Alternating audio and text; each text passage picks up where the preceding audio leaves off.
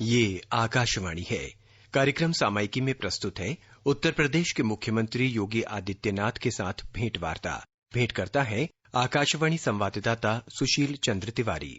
मुख्यमंत्री जी, कोरोना के संक्रमण की अगर हम बात करें तो शुरुआत में सबसे ज्यादा मामले पश्चिम के जिलों में, खासतौर पे जो दिल्ली से सटे जिले थे उनमें सामने आ रहे थे, आगरा, गौतम बुद्ध नगर में, और आधे से ज्यादा मामले अगर हम देखें तो कुछ 5-7 जिलों में सिमटे हुए थे।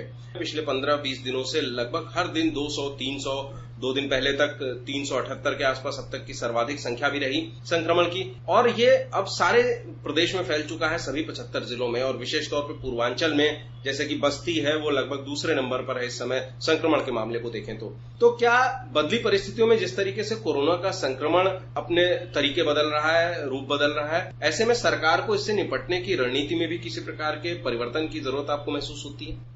देखिए, हम लोग पहले से इसके लिए तैयार हैं। हम जान रहे हैं कि हमारे पास 32 लाख से अधिक कोरोना प्रभावित क्षेत्रों से आने वाला जो हमारा कामगार और श्रमिक आ रहा है, तो उसकी जब लॉजिंग और फूडिंग की व्यवस्था हम लोग कर रहे हैं तो उस समय इन सब चीजों को भी ध्यान रख रहे हैं कि हमें उसको भी बचाना है, और अगर उसके साथ कहीं से संक्रमण आ गया तो संक्रमण को स्प्रेड होने से भी रोकना है। फोकस हमने उन सभी क्षेत्रों को किया है, वे सभी क्षेत्र हमारे उसमें हैं। लगातार मेडिकल स्क्रीनिंग की जो 1 लाख के आसपास टीमें हमारी काम कर रही, यही सब काम उसके द्वारा किया जा रहा है, और फोकस बदलेगा, अभी बदला नहीं, बदलेगा। ये हम लोग पहले से इसके लिए अलर्ट है। अभी तो दिल्ली और उसके आसपास के क्षेत्र में ही केसेस ज्यादा आ रहे हैं, क्योंकि अब देखिए नोएडा में अगर आप देखेंगे तो नोएडा में मीडिया ग्रुप में भी 2-3 मीडिया ग्रुप काफी बड़ी मात्रा में संक्रमण पाया गया। ऐसे ही गाजियाबाद में आप देखेंगे तो दिल्ली से अप डाउन करने वाले लोग बड़ी मात्रा में वहां संक्रमित पाए गए। हमें सीमा को, दोनों डिस्ट्रिक्ट एडमिनिस्ट्रेशन को काफी सख्ती करनी पड़ी।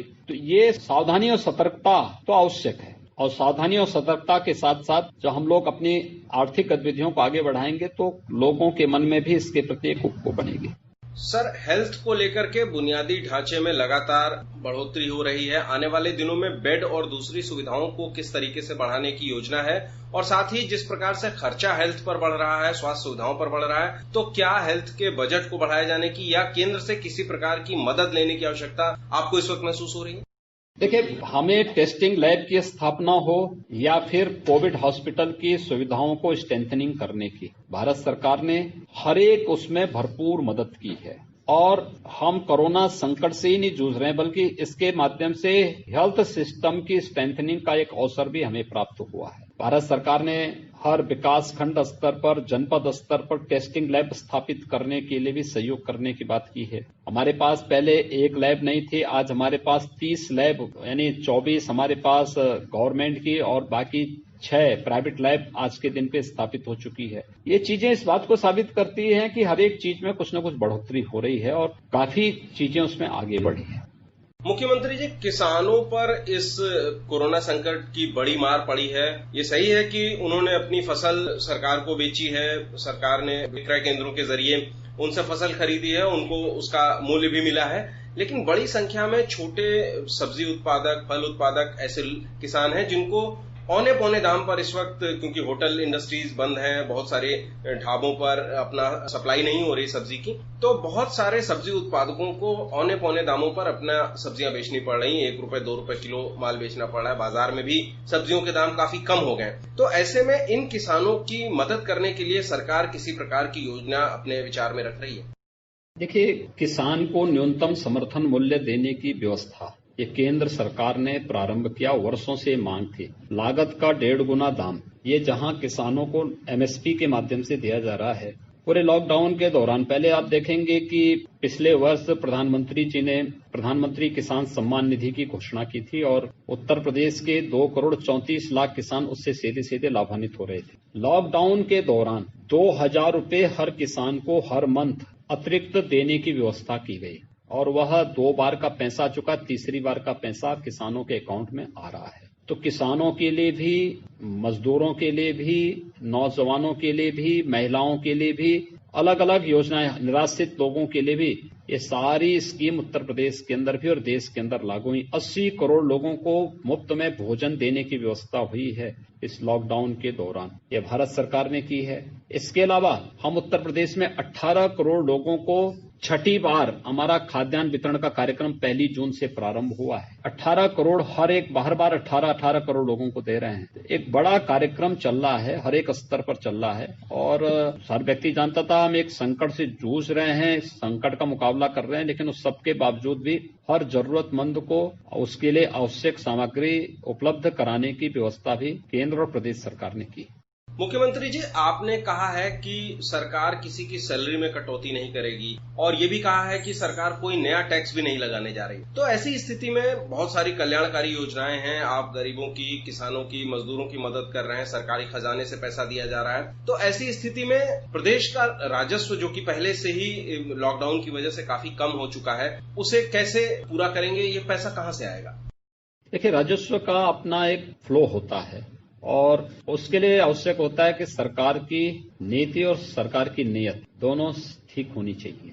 हम लोगों की नीति पहले से ही तय थी कि हम फिजूल खर्ची को हर हाल में रोकेंगे। वो फिजूल खर्ची किसी भी स्तर का हो, हम लोगों ने रोका, बहुत सख्ती के साथ उसको रोका। पिछले 3 वर्षों से जो हम लोगों ने वित्तीय अनुशासन का पालन किया, फिजूल खर्ची को हर स्तर पर रोका, आज उसका लाभ हमें मिल रहा है कि सबसे बड़ी आबादी का राज्य होने के कारण के बावजूद हम लोगों के यहाँ किसी भी चीज की कमी नहीं है। हम लोग 16 लाख कर्मचारी और 12 लाख रिटायर्ड कर्मचारियों को समय पे वेतन और समय पे पेंशन उपलब्ध करवा रहे हैं और पहले महीने हमारे लिए रेवेन्यू का काफी लॉस वाला महीना था, खासतौर पर तब जब संपूर्ण लॉकडाउन था। अगले महीने से जब थोड़ी बहुत खुलना शुरू हुआ तो उसके बाद से हमारा रेवेन्यू बढ़ना शुरू हुआ। अब आप देखें कि मई में, अगर आप देखें तो आधा मई तो लॉकडाउन में था, आधा मई में कुछ गतिविधियां प्रारंभ हुई, तो भी हम लोग 6,000 करोड़ का रेवेन्यू लेने में सफल हुए।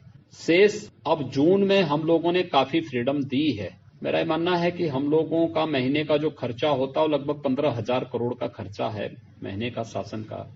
हम लोग इस जून में उसको कंपनसेट कर लेंगे। तो ये फ्लो बनाना पड़ता है और उसके बारे में पहले से सिस्टम है, उस सिस्टम को आगे बढ़ा।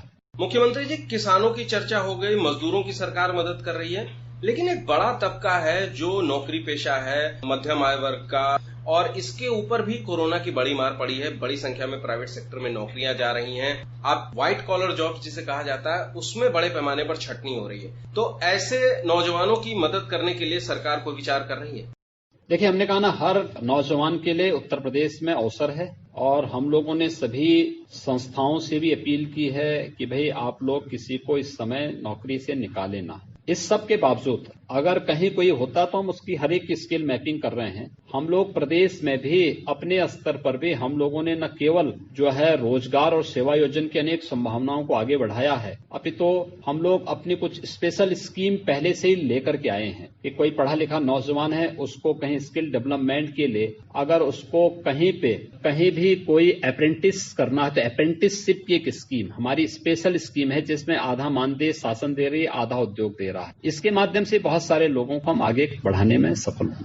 मुख्यमंत्री जी, भारत और नेपाल के बीच हाल में सीमा को लेकर के विवाद और तनाव बढ़ा है। जो गोरक्ष पीठ है वो भारत और नेपाल के बीच में सदियों से सांस्कृतिक सेतु का काम करती आ रही है। आप उस पीठ के पीठाधीश्वर हैं। दोनों देशों के बीच जो नागरिकों के बीच में विश्वास बहाली या इस तनाव को कम करने की अगर हम बात कहें तो बतौर गोरक्ष पीठाधीश्वर आप अपनी क्या भूमिका देखते हैं?